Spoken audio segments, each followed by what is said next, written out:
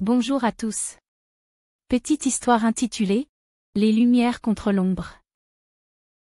Chapitre 2 – La petite flamme. Le lendemain d'un rêve particulièrement lourd, Ethan se leva avec une sensation étrange. Il était fatigué, mais au fond de lui, la petite lueur qu'il avait entrevue la veille restait présente. À l'école, les moqueries reprirent, comme d'habitude. Pourtant, cette fois, quelque chose changea. Alors qu'il serrait ses livres contre lui, il sentit une chaleur discrète au creux de sa poitrine, comme si cette flamme refusait de s'éteindre. Les insultes blessaient encore, mais elles ne semblaient plus aussi puissantes qu'avant.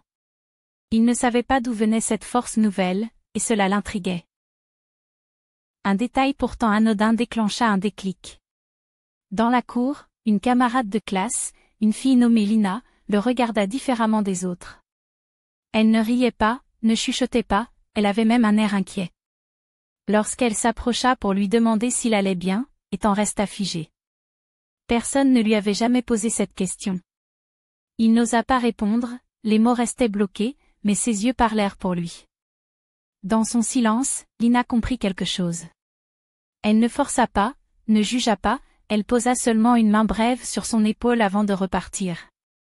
Ce geste minuscule fit battre sa flamme un peu plus fort. Le soir venu, il repensa à cette scène.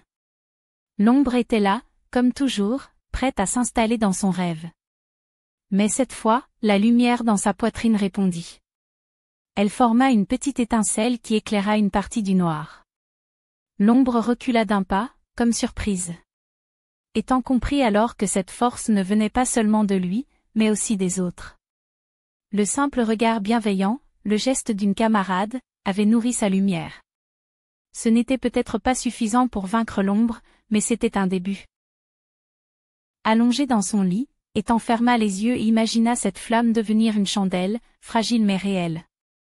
Pour la première fois, il s'endormit sans avoir peur d'être entièrement englouti par l'ombre.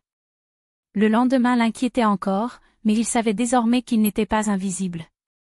Quelqu'un avait vu son malaise, quelqu'un avait tendu une main, même discrètement.